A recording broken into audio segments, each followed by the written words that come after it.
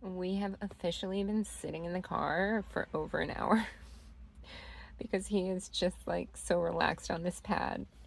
I just finished filming the video you're about to see. It is a ramble. It's a car ramble, but it's a little update. So let's get into it, Biggie Boos. Handsome boy. Hey guys, it's Jasmine coming to you from a hot day sitting in the car. Is it off? Yes. Are the doors open? Yes. Am I shining from sweat? Yes.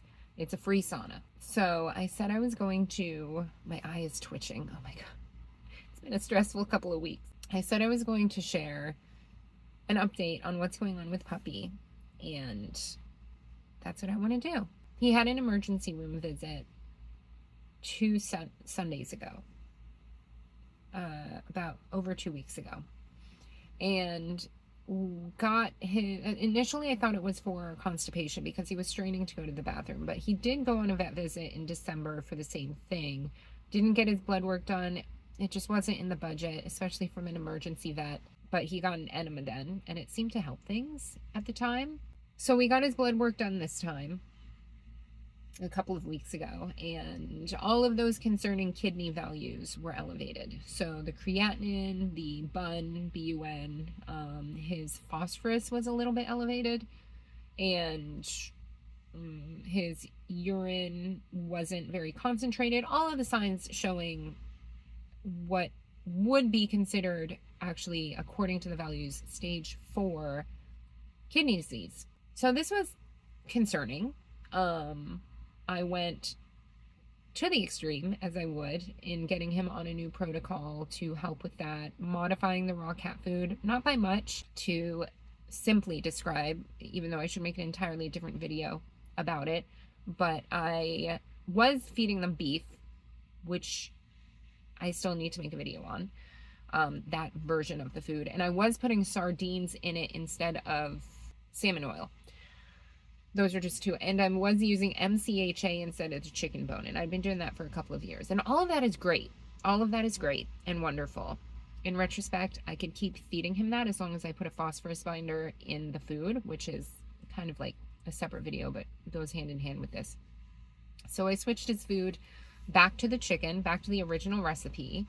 I omitted the MCHA/chicken bone and used eggshell powder instead because the phosphorus is a little bit lower in that. And when a cat has kidney disease, there's been correlations showing that elevated, that phosphorus is correlated with kidney disease. So you get a phosphorus binder to put in the food, and that can either be through aluminum hydroxide or it could be, oh God, now I can't think of it, but it's chocitan. I've read it. It's one of those things I've read the word, but I don't think I've said it out loud yet. And that binds the phosphorus in the food so that it carries out of their system.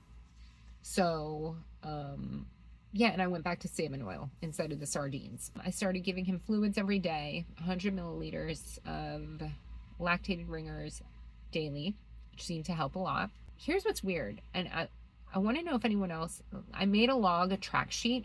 I can make it available if you guys want it. I can put it as a download on the website, catladyfitness.com, if you guys want to use it for your own kitties, because it's very good to track and take notes of your kitty's health and then bring that to the vet so that they have that resource and you have that resource to go by. One of the things that I recognized amidst a number of things, but one of the most interesting things is that when Puppy would go in these dips of health where he would be very, very nauseous, licking his lips, that's a sign that they're nauseous, spitting up like foamy liquid because his stomach was too acidic, and struggling to straighten in the litter box. He was peeing just fine, drinking water just fine, but again, with raw cat food cats, I know if there's something wrong with any of the kitties when you actually see them drinking more water, because typically they don't, because they get enough moisture from their food. So if I see them drinking more water, which is one of the things I noticed, he was drinking more water, that was a sign that something's going on there. Shoot, I lost my train of thought. Puppy's sitting right here, by the way. He is sitting right here hanging out with me because we just got back from the vet. So our first vet visit since that ER visit. So one of the interesting things through tracking and realizing it was these flare-ups that he had where he seemed really nauseous, he was struggling and straining to go poop, whatever, Sundays. It was always on a Sunday. And I even went back and looked in December when we took him to the vet then. It was on a Sunday. This past time it happened on a Sunday. Yesterday was a Sunday and he was doing pretty well on the up and ups all week. And then yesterday he had just like, wasn't hungry, wasn't about to eat, straining to poop. Weird, wild thing.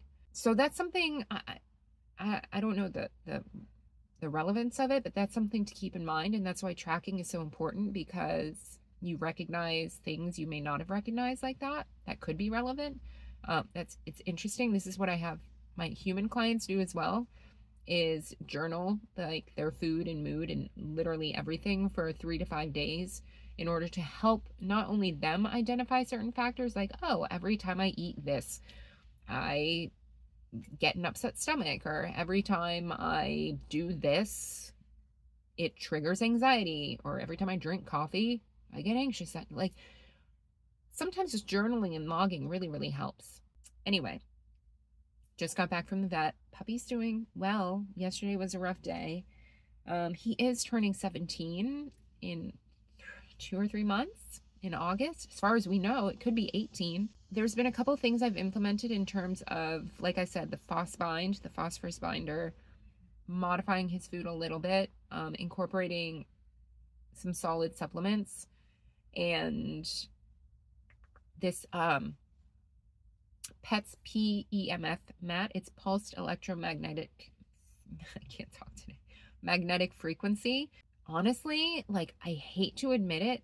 No, I don't hate to admit it. I love anything that works and love this stuff, but it might seem a little woo-woo and sound a little woo-woo and whatever, but I came across this study about how using a PEMF, I wish I could just say PEMF, maybe I'll just say that, a PEMF pad has been shown to decrease creatinine levels in cats with consistent usage. What was interesting about this study, and I'll link it below, what was interesting about this study is that when it stopped being used, those values started elevating again. So it's basically just with consistent use. And I want to say in the study, it was 2 to 3 times a week that a cat laid on the mat, the cat that they used. It was across 5 years they did this study.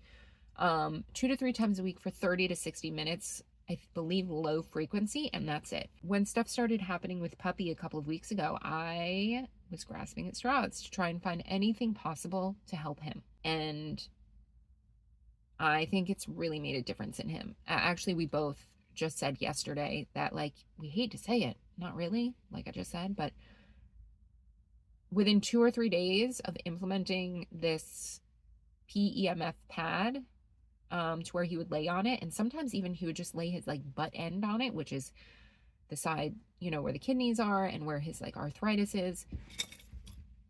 Huge difference. He seemed to feel so much better. He was moving so much better. He was doing the scratching pose, which I haven't seen him do in forever.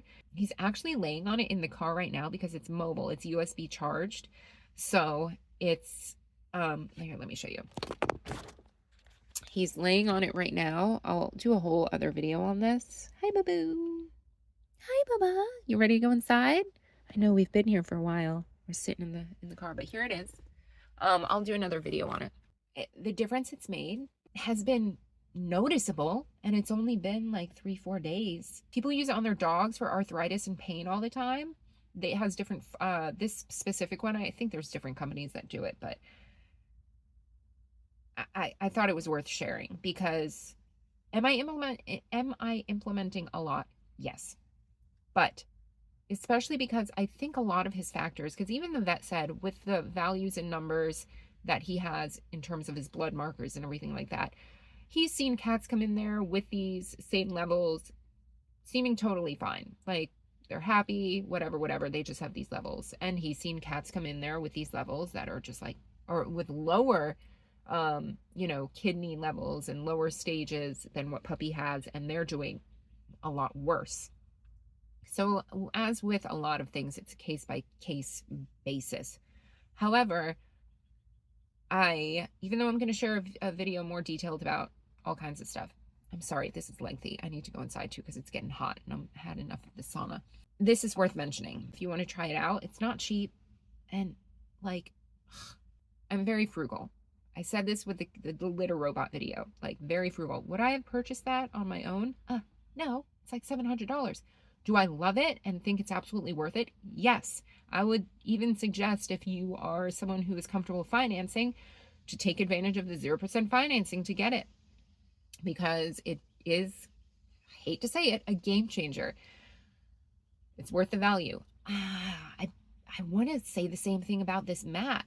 I feel like people mostly use it for dogs and see a lot of benefit of it, especially in arthritic dogs, in aches and pains, but even for stress and anxiety. And I'll leave a link for it below. I signed up for a coupon code. I think it gets you like 10% off, maybe 20. I'll double check, but it's Cat Lady Fitness if you want to check it out. The app part sucks. I don't like that. There's no manual options to use it. So, you have to use it through the app, and it's really annoying to set up. It's not very clear. I don't want to say it's faulty, but it's just like, I wish there were manual options to actually turn the mat on without having this app, because what if your phone's dead? Or what if like it's just not connecting? It was kind of a pain, and it is kind of a pain. If I had to make any kind of like suggestion, it would be to make it so that you can turn it on and handle it manually. That said, I mean, Trust took him to the vet. It was a 30-minute car ride. He's a good car cat anyway. If you guys know, if you've been here, he's like my co-pilot. But he's been very nauseous lately. Yesterday was Sunday, so it was a very challenging day in terms of how he felt and everything. It was just, he wasn't having a good day, didn't have an appetite. But this mat, I was like, oh, I'll put it in the car for the car ride. He was like this the whole entire way. Just like, look at him. Can you see him? Look at him. He was like this the whole entire way. And he's still sitting here. Like, he didn't want to get out of the car. So we haven't gotten out of the car. I am sweating. We found out at the vet today, the vet confirmed that the straining part and everything and what's going on with puppy, more so than like the kidneys failing, it's his mobility, which I thought was the case. It's just like his hind legs and that the musculature and just like that discomfort of that. And there's a lot of reasons why that adds up, and I think that makes sense. Thank you so much, everybody who's been kind and messaged and commented to support Puppy. He needs it and we need it. And if you want to support us, you can visit catladyfitness.com or watch any of our videos, throw on one of our playlists because ads might run through them, and that little bit helps. If you're interested in this Pets PEMF pad, I'll link that below, and I'll also link one of the studies that specifically shows how it can help improve the creatinine and kidney values in cats by using it, like I said, just 2 or 3 times a week for 30 to 60 minutes. I've had him on it, like, not, you don't want to overdo it because who knows. So he probably lays on it for an hour a day. And I really do think it's helping. And so it would, like I said, is popular with dogs as well. It's worth looking into. I'm pretty sure, like anything else, they have some kind of warranty or like return thing if it doesn't work for you. But if you have a cat or a dog who is struggling with mobility, who seems in pain, or like who has the kidney disease and is showing, you know, whether it's stage 1, 2, or 3, or 4, which is what Puppy technically is / was a couple of weeks ago. We haven't gotten the blood work back that we just took this morning yet. I should hear about that within a day to see hopefully if it improved or even stayed the same would be good. But worth looking into for this thing. And I'll go over all the supplements and like the specifics and stuff like that in a more organized, shorter video in the future. So I'll end this now, focusing on taking care of him, even though he's totally fine. Look at him. Boo-boo. Baba. We need to get him inside. Let's get him warm. He needs water. Thank you guys so much for watching. I'll see you in the next video. It'll be way more organized and outlined, I swear. Alfred. Alfred. Alfred, I need to get up. Hi. Oh, gosh, the eyeballs, babe. The eyeballs. We gotta watch the eyeballs. Oh, no, here he comes. Hey, Grandpa. No, this wasn't an invitation. Grandpa, I need to get up. Oh. Okay. All right. Hi, everyone. Oh, those eyeballs. Okay. Are we good? You're healthy. And here's Puppy-Doo, enjoying his view of the yard. Good boy. Oh, no. Okay. All right. What's happening? No room. Seats taken. Seats taken.